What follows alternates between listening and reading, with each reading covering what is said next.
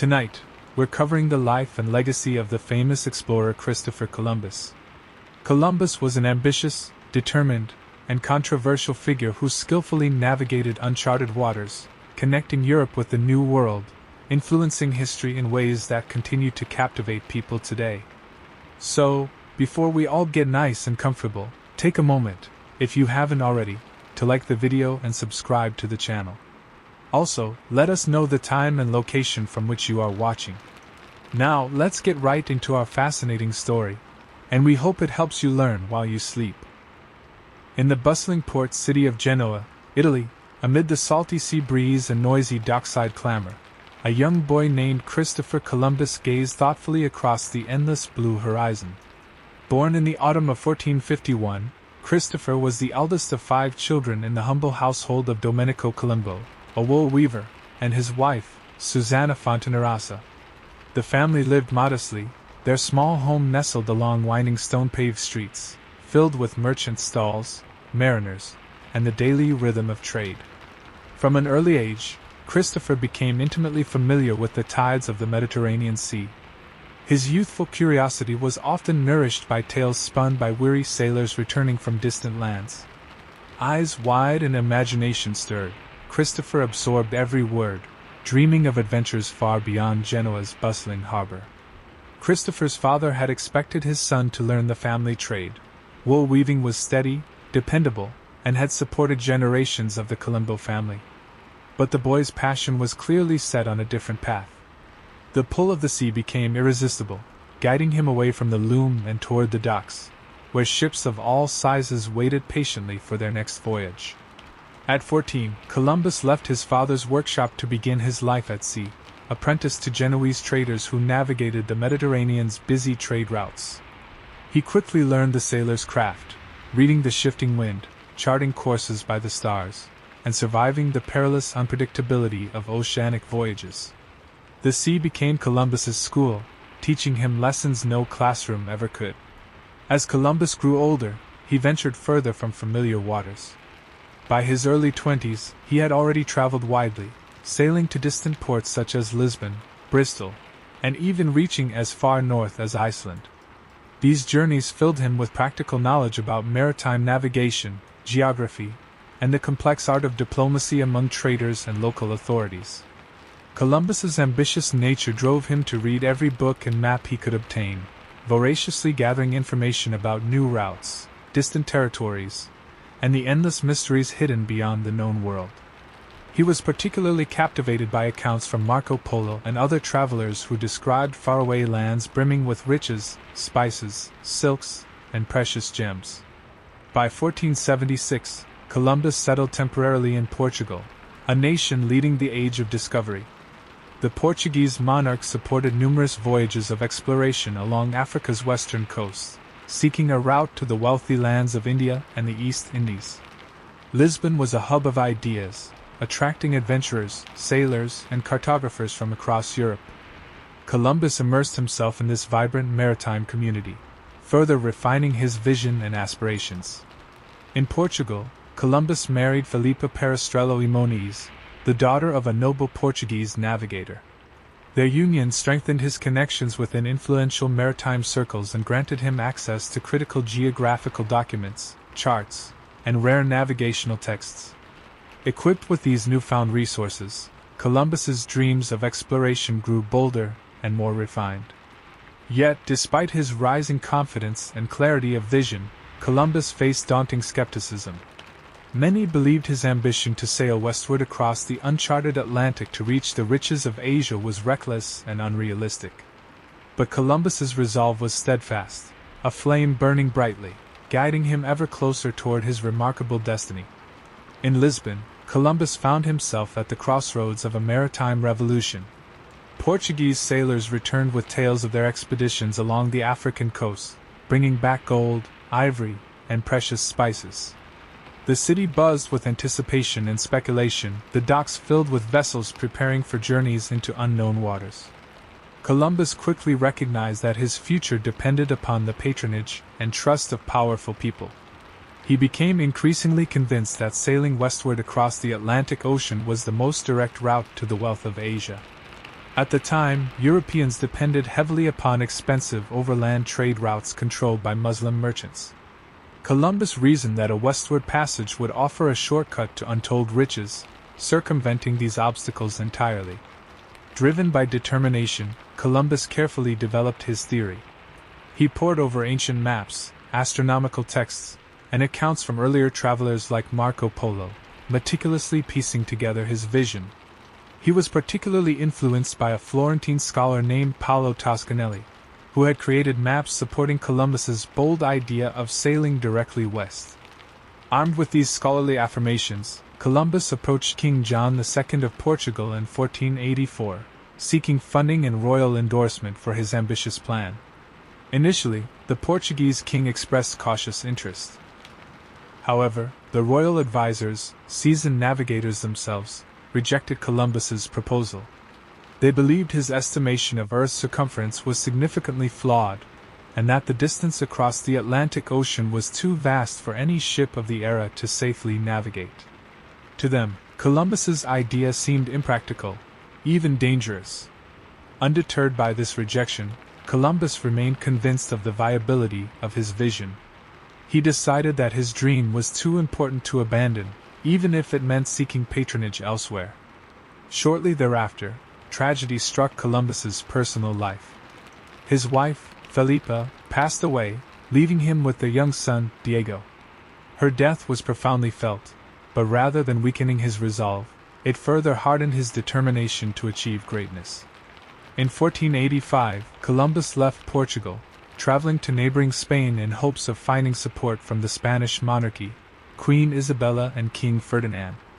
At that time, Spain was deeply engaged in the Reconquista, the long campaign to reclaim Iberian lands from Moorish control.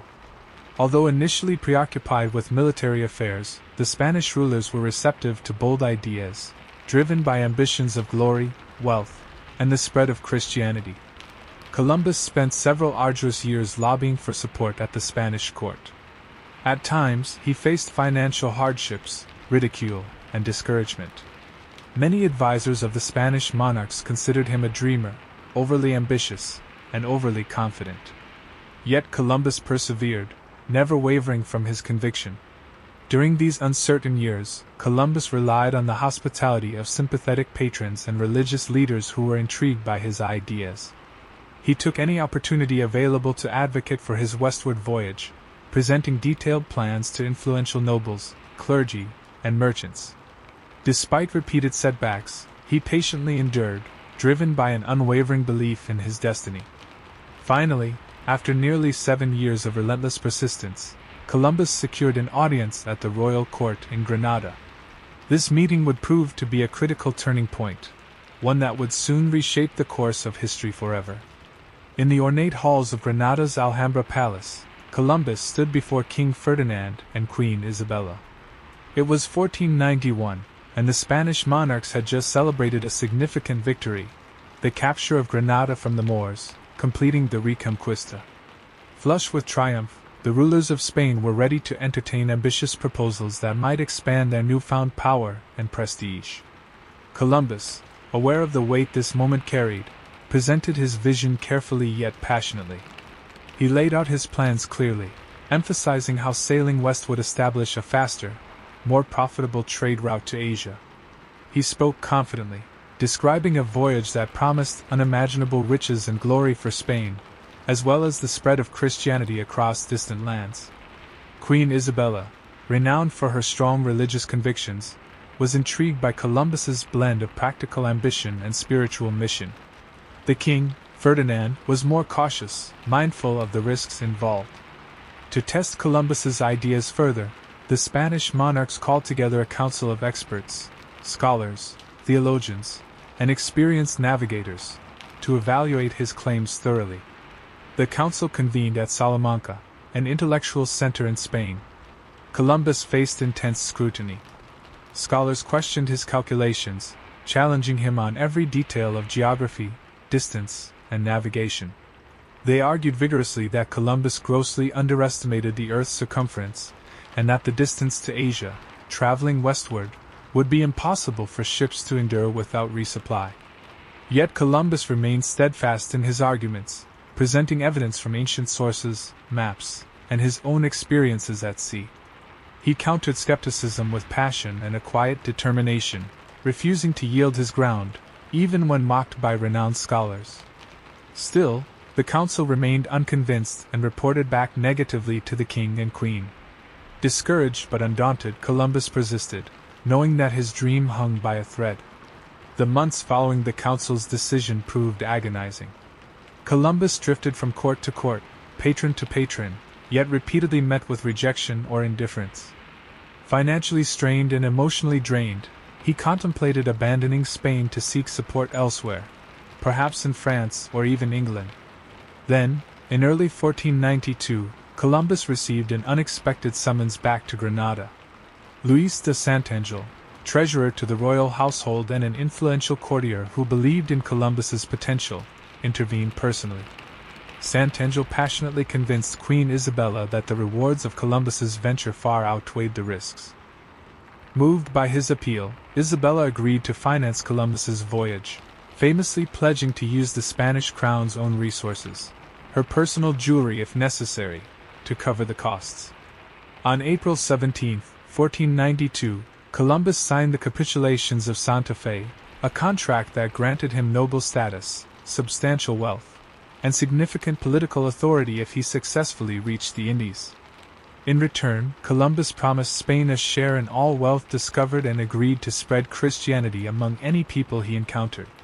With the contract sealed, preparations quickly commenced.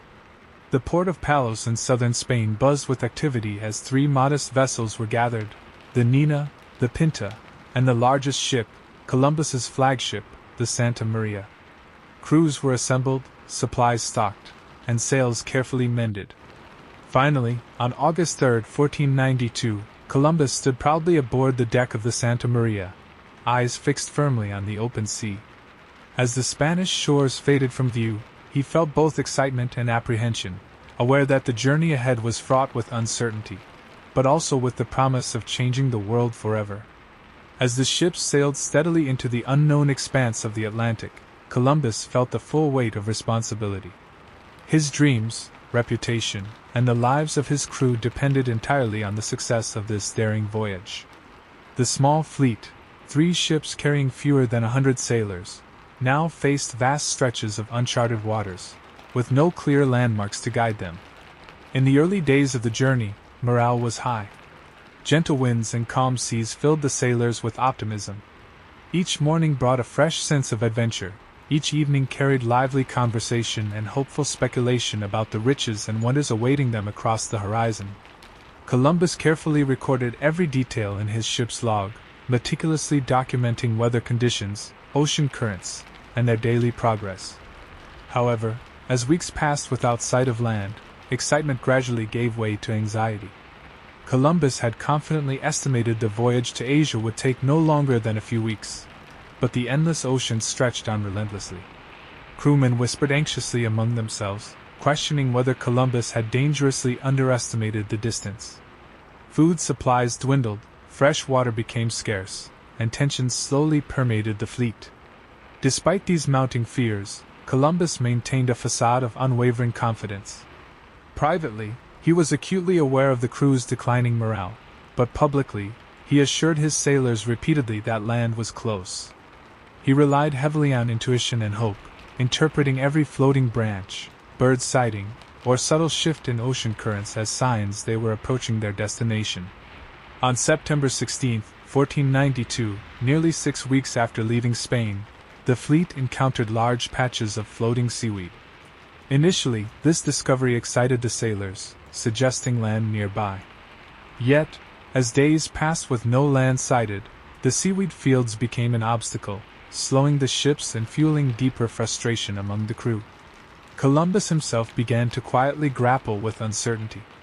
The ocean's immensity tested his confidence, and he often prayed privately, asking for guidance and strength.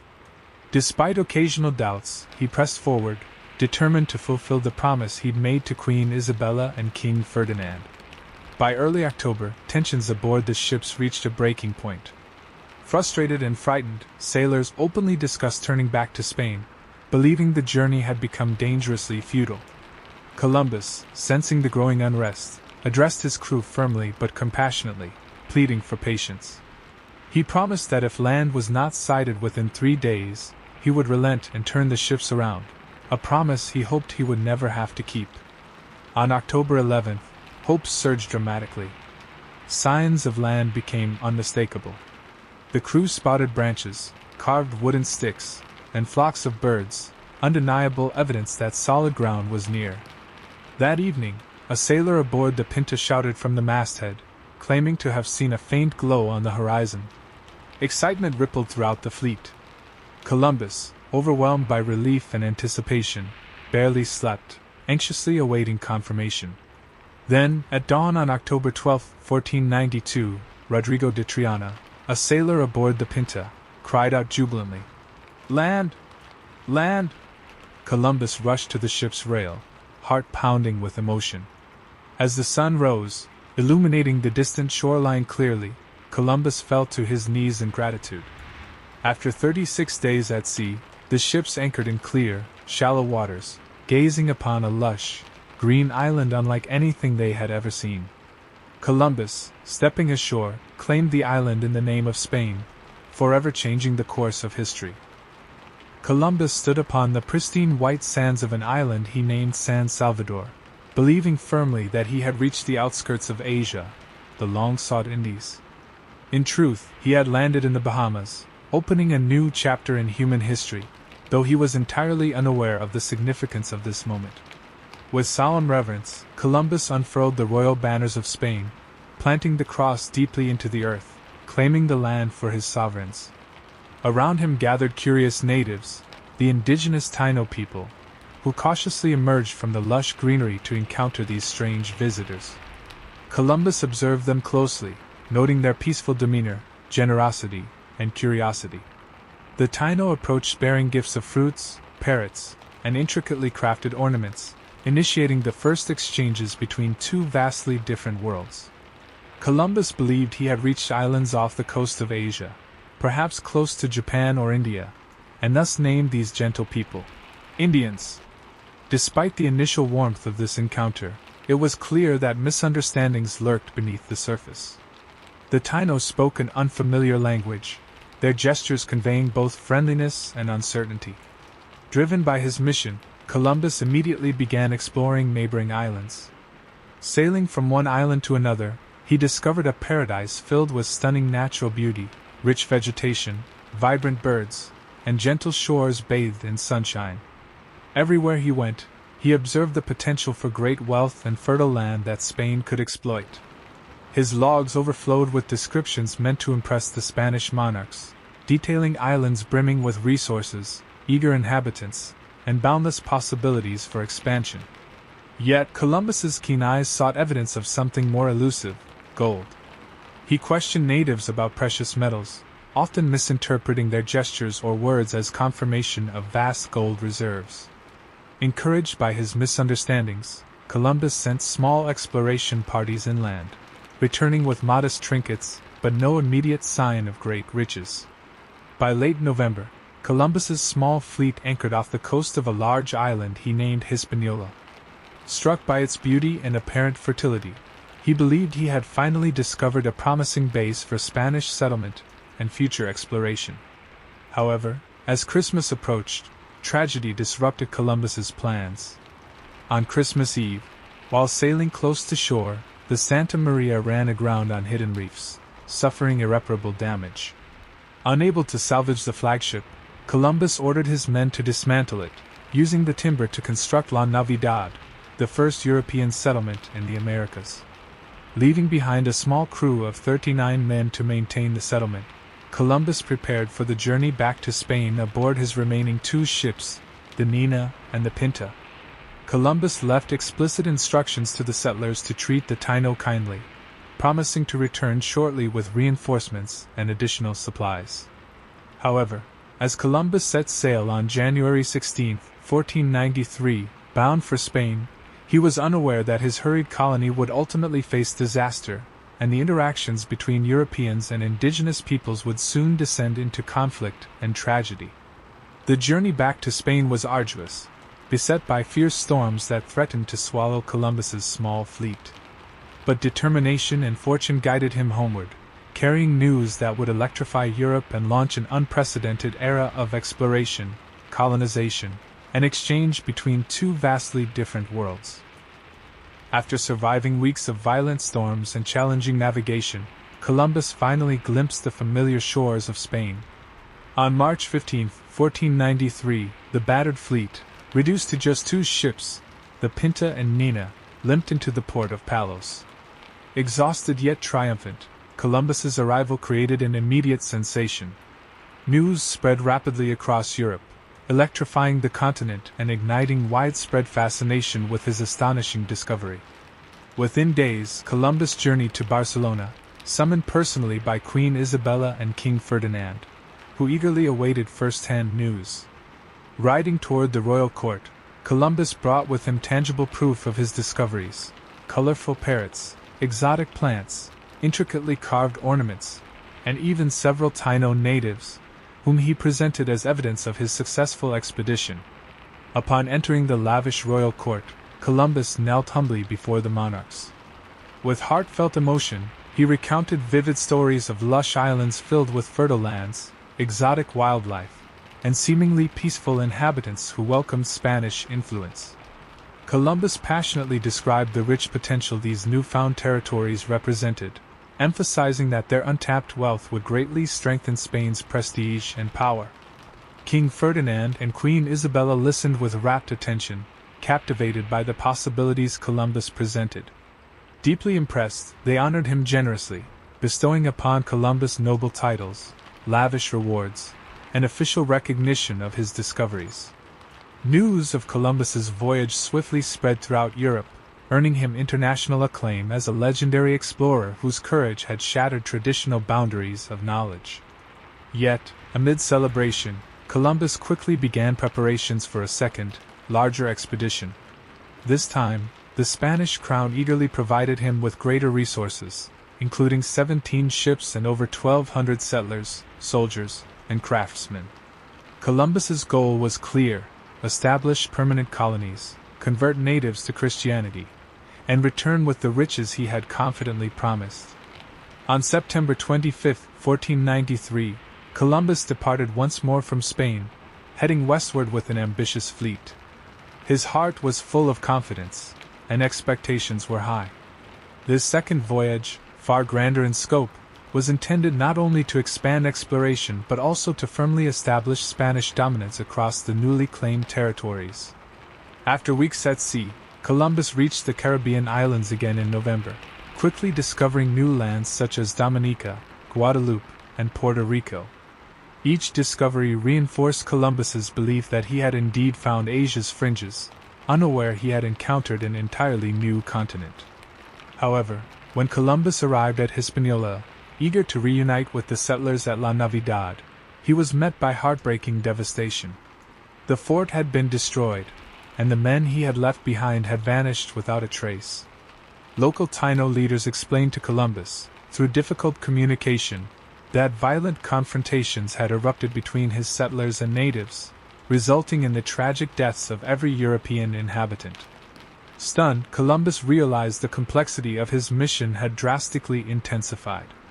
Dreams of peaceful coexistence faded, replaced by suspicion, fear, and resentment.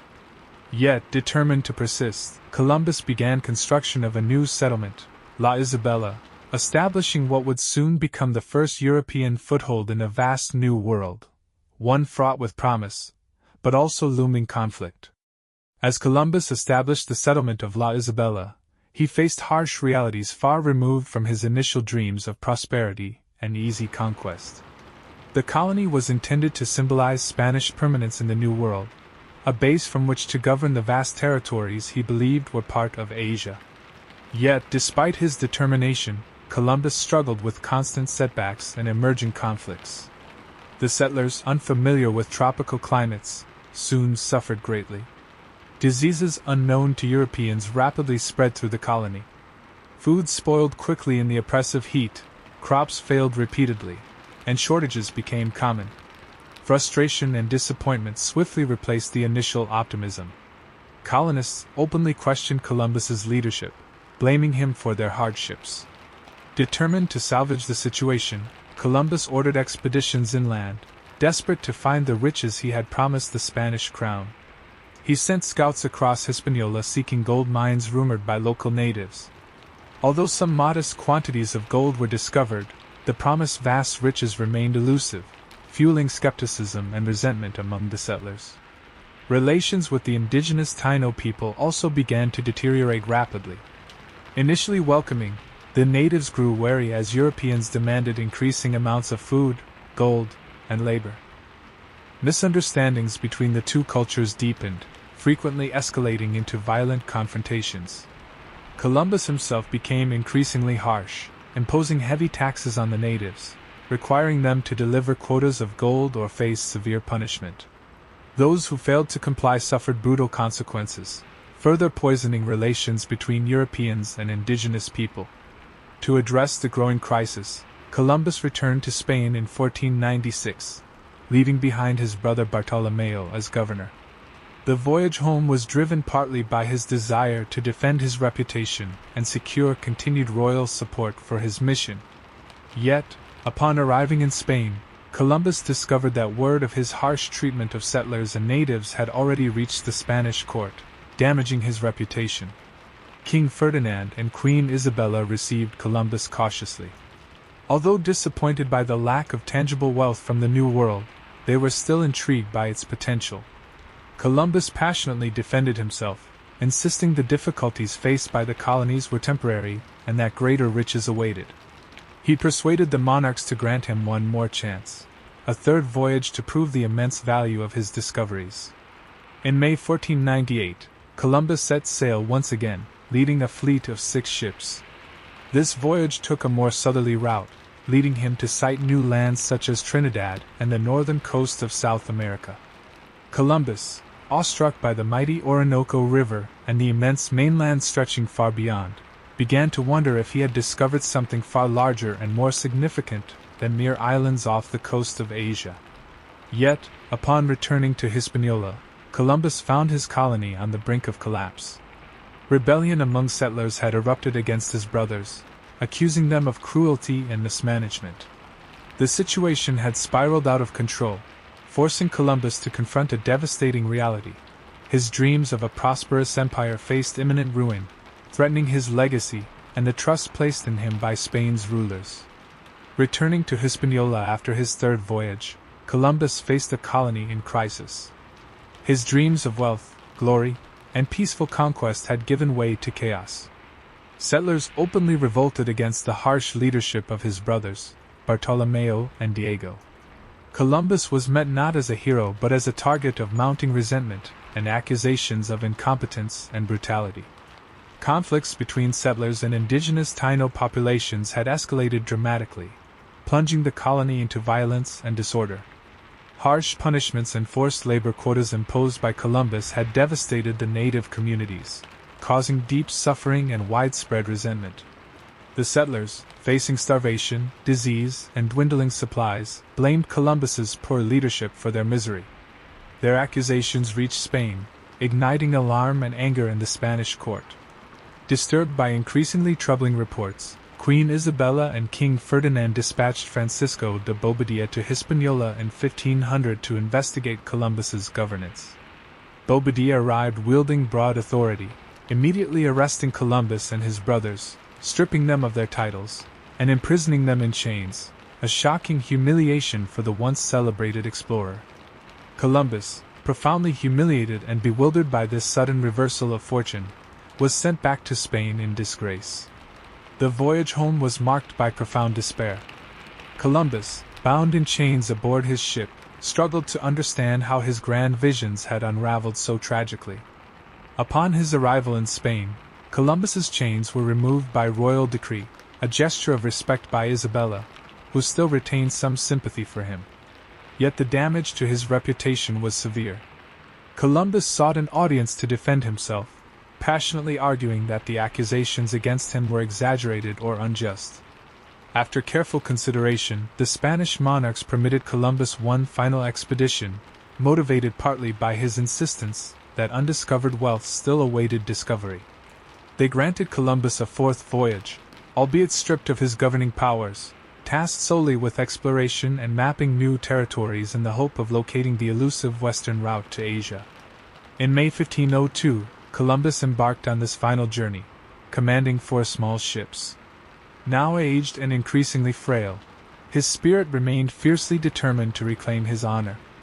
He set course farther west, exploring coastlines that included present-day Honduras, Nicaragua, Costa Rica, and Panama. Despite his declining health, Columbus relentlessly pursued evidence of a strait connecting the Caribbean to Asia, firmly believing such a route existed. Yet disaster continued to haunt Columbus.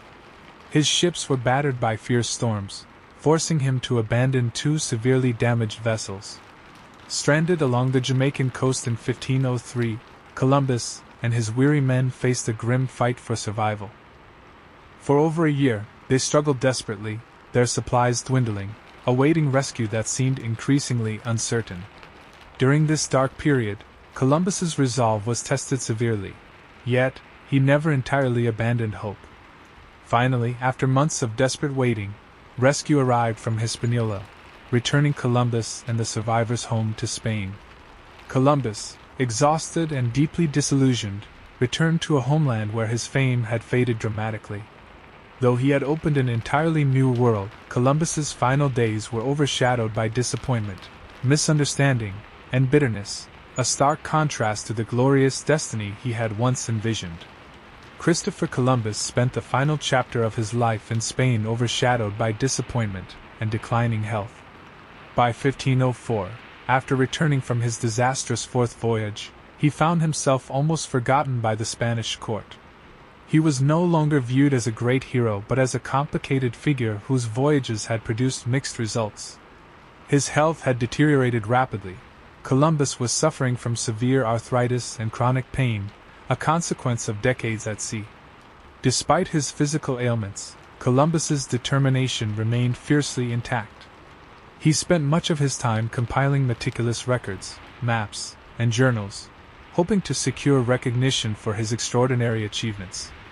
He became obsessed with documenting every detail of his expeditions, feverishly writing letters to influential courtiers and monarchs, desperate to restore his reputation and secure his family's legacy.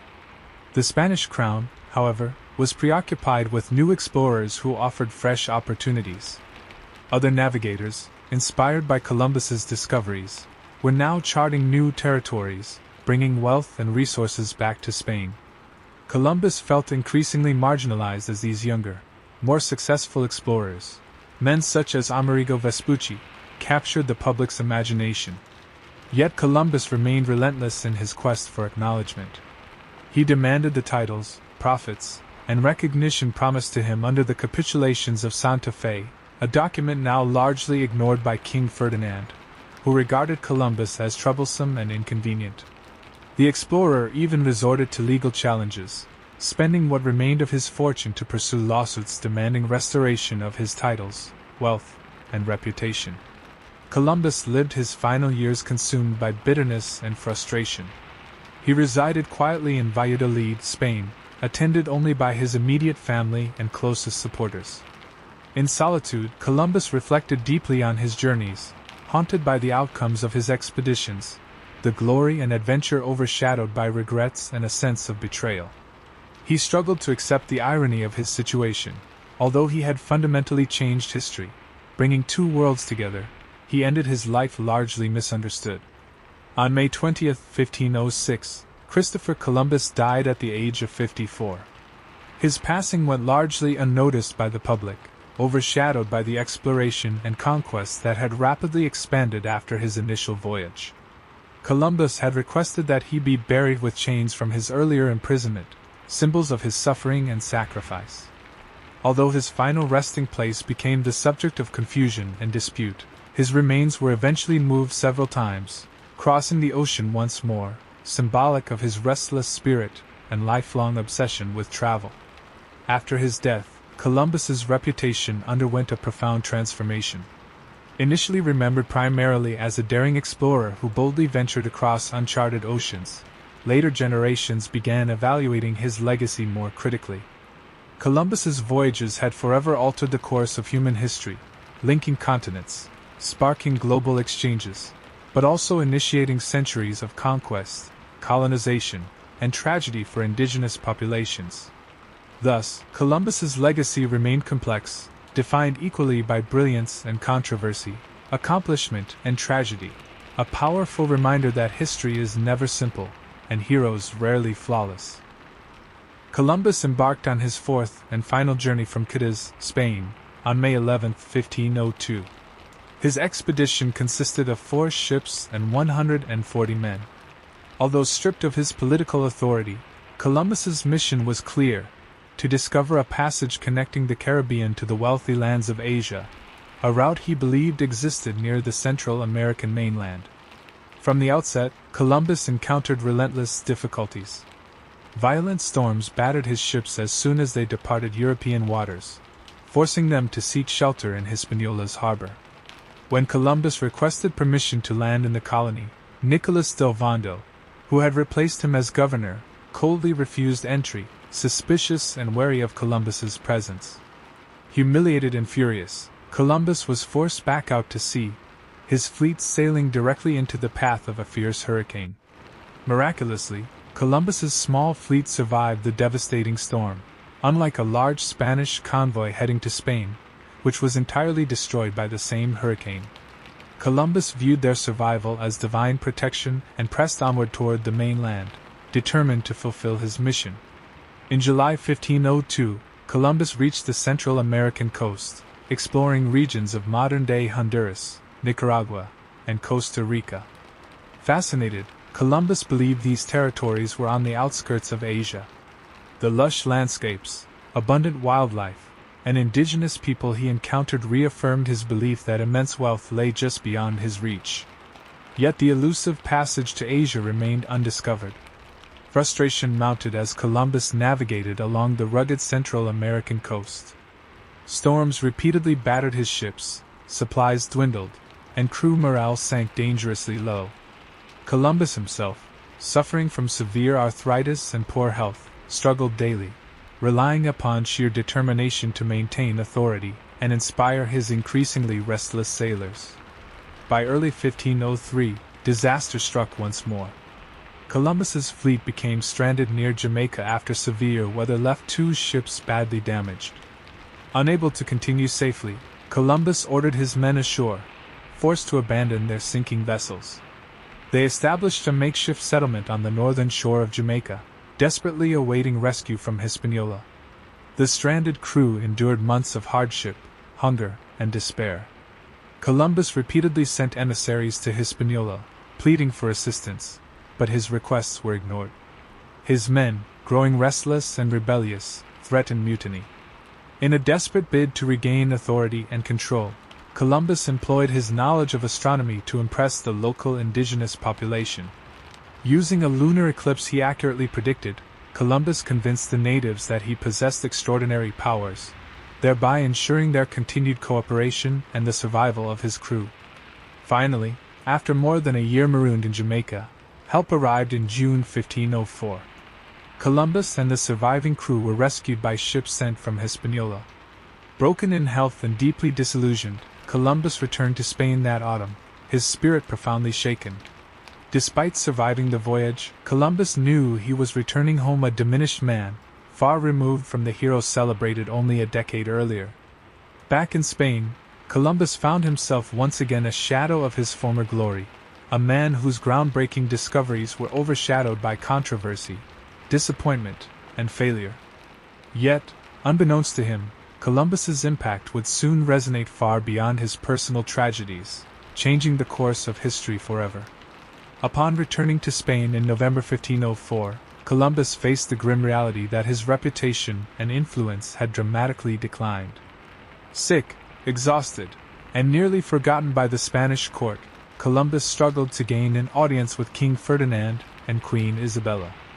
Isabella, his greatest supporter, was now gravely ill herself, diminishing any hope Columbus had for regaining royal favor. Living quietly in Valladolid, Columbus began writing passionately, desperately attempting to reclaim his legacy through countless letters to friends, patrons, and royal officials. He detailed his remarkable journeys, fiercely defending his actions and reminding his audience of the extraordinary discoveries he had made. Yet his words often fell upon deaf ears. The Spanish crown had moved on, entrusting new explorers with missions to capitalize on Columbus's discoveries. During these painful years, Columbus's health rapidly deteriorated. He suffered from severe arthritis, gout, and prolonged fevers, ailments intensified by the hardships endured on his voyages. Despite his physical decline, Columbus fought relentlessly in court to reclaim his promised titles, wealth, and honor. He argued bitterly that the Spanish crown had betrayed him, withholding recognition and compensation for his immense sacrifices. Columbus's desperation grew deeper. Financially destitute, he relied heavily upon the kindness of old friends and loyal supporters. His once grand dreams of wealth and recognition faded into bitterness and isolation. Amidst this turmoil, Columbus's mind frequently returned to the ocean, haunted by the belief that he had come tantalizingly close to reaching Asia. He spent restless nights imagining voyages he would never undertake, mapping imaginary routes that might finally deliver the glory he so desperately craved. Tragedy soon struck again, intensifying Columbus's sense of loss. Queen Isabella, his steadfast supporter and protector, died in 1504. Her death removed his strongest ally, leaving Columbus feeling abandoned and betrayed. King Ferdinand, never particularly fond of Columbus, showed little sympathy toward the explorer's plight, responding with silence to Columbus's repeated pleas for justice and recognition. In these final years, Columbus became consumed with securing a legacy for his sons, Diego and Ferdinand.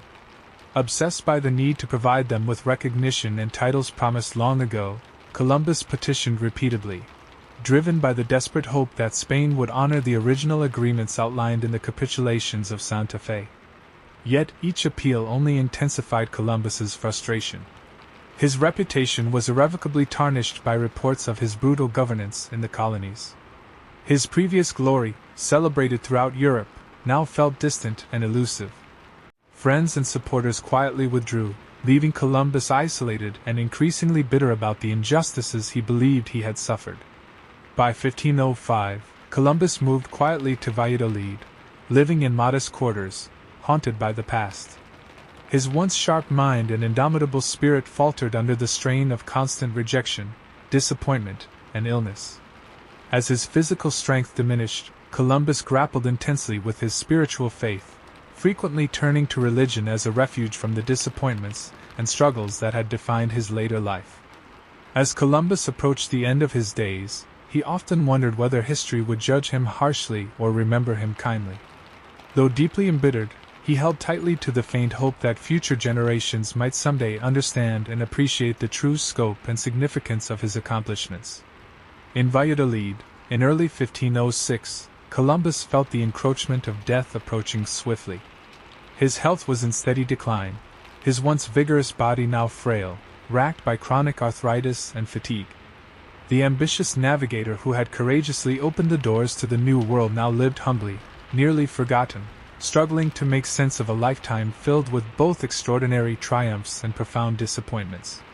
During his last months, Columbus spent countless hours reflecting upon his extraordinary journeys and carefully organizing the wealth of maps, journals, and navigational charts that documented his discoveries.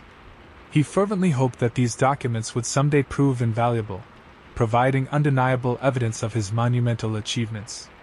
Columbus carefully instructed his sons, Diego and Ferdinand, to safeguard these materials, believing that history would ultimately vindicate him, restoring the honor he had lost in his lifetime. In the quiet solitude of his modest home, Columbus often grappled with troubling doubts. He still stubbornly believed he had reached Asia, convinced that his voyages had merely brushed the edges of that fabled continent.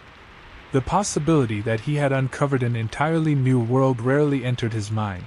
Such a radical notion was difficult for Columbus, or any European of that era, to fully grasp or accept. As Columbus's life neared its end, he became obsessed with ensuring the Spanish crown recognized his descendants' right to titles, profits, and authority over the territories he had discovered. Despite his declining strength, Columbus relentlessly pursued legal challenges against the crown, exhausting his remaining energy in attempts to secure an inheritance and honor for his sons, whom he deeply loved and desperately wished to protect. Yet his efforts met repeated failure. King Ferdinand, uninterested in Columbus's continued appeals, offered vague promises but little genuine assistance. Increasingly isolated, Columbus came to see himself as a tragic figure, unfairly wronged and abandoned by the very monarchy he had loyally served. He lamented bitterly to friends, writing letters filled with sorrowful complaints about how poorly he had been rewarded for his sacrifices. As his health worsened rapidly, Columbus turned to religion for solace, seeking comfort in frequent prayer and contemplation. He often wondered whether divine judgment had fallen upon him for his errors and the suffering inflicted upon others during his governance. Although Columbus remained deeply religious and believed he had acted according to divine guidance, he privately acknowledged that many of his decisions, particularly the harsh treatment of indigenous peoples, carried profound moral consequences. On May 20, 1506, Christopher Columbus passed away quietly in his modest home in Valladolid, surrounded only by his sons and a few close companions. His death received little public attention, with Spain and Europe largely indifferent to the loss of the explorer who had once electrified the continent. Columbus died unaware that his voyages would fundamentally alter human history, forever reshaping global civilization and sparking centuries of exploration and conquest. Following his death, Columbus was buried quietly, his passing barely noted outside his immediate circle. Yet, over time, his legacy would ignite passionate debate, transforming him from a neglected, impoverished explorer into a historical figure whose achievements and controversies would resonate throughout centuries, forever shaping the story of the world he had boldly, though mistakenly, discovered. In the years immediately following Columbus's death, his discoveries rapidly transformed Europe's relationship with the wider world. Spain began to fully grasp the monumental significance of his voyages, not as a gateway to Asia, as Columbus had passionately insisted until his dying day, but as something far greater, an entirely new continent awaiting exploration, conquest, and exploitation. Soon, other explorers sailed west, charting the coastlines of what became known as the Americas. Men like Amerigo Vespucci sailed extensively along the shores Columbus had only glimpsed, identifying this region as a wholly separate landmass, ultimately lending his name, America, to these continents. Columbus's initial discoveries were now overshadowed by new explorations, each voyage revealing vast territories rich in resources, opportunities, and peoples who would soon face unprecedented upheaval. Meanwhile, Columbus's reputation experienced a gradual rehabilitation. Though he had died largely forgotten and disillusioned, future generations reevaluated his impact, elevating him to near-mythic status. He was celebrated as a daring visionary, the man who dramatically expanded Europe's horizons, forever altering the course of global history. Monuments arose in his honor, cities adopted his name, and generations would grow up hearing tales of his courage, determination, and ambition. Yet, as centuries passed, Columbus's legacy became increasingly complex and controversial. Scholars and historians re-examined the darker consequences of his journeys, particularly the devastating impact of European colonization on indigenous peoples. Columbus became a figure of fierce debate, simultaneously portrayed as heroic explorer and villainous oppressor. Indeed, the New World Columbus opened to Europe brought not only opportunity but tragedy. The once thriving civilizations Columbus encountered were shattered by disease, warfare, slavery, and exploitation. The Taino people, who had welcomed Columbus warmly upon his arrival, nearly vanished entirely within a few decades. Columbus, though not solely responsible, became a symbol of these profound injustices, a stark reminder that his discovery carried heavy costs that reverberate even today. Yet Columbus's voyages undeniably reshaped history. He inadvertently triggered an era of unprecedented global exchange, later known as the Columbian Exchange, which dramatically altered ecosystems, economies, and societies on both sides of the Atlantic. Crops like potatoes, corn, and tomatoes flowed from the Americas to Europe, transforming diets and boosting populations. Conversely, Europeans introduced livestock, diseases, and ideas that profoundly reshaped the Americas. Thus, Columbus's complicated legacy continued long after his death. He never truly understood the magnitude of what he had discovered. Believing until the very end that Asia lay just beyond his grasp, Columbus died unaware that he had forever changed the world. Today, historians view Columbus's life as emblematic of both the best and worst in humanity: ambition, curiosity, courage, but also greed, cruelty, and blindness to the suffering of others. His voyages remain both a monumental achievement and a cautionary tale, reminding the world of the extraordinary consequences one determined individual can have upon history. Columbus himself once wrote, reflecting upon his journeys, "Following the light of the sun, we left the old world." He could never have known how profoundly his actions would redefine humanity's future, opening one world, ending another, and forever altering history's course.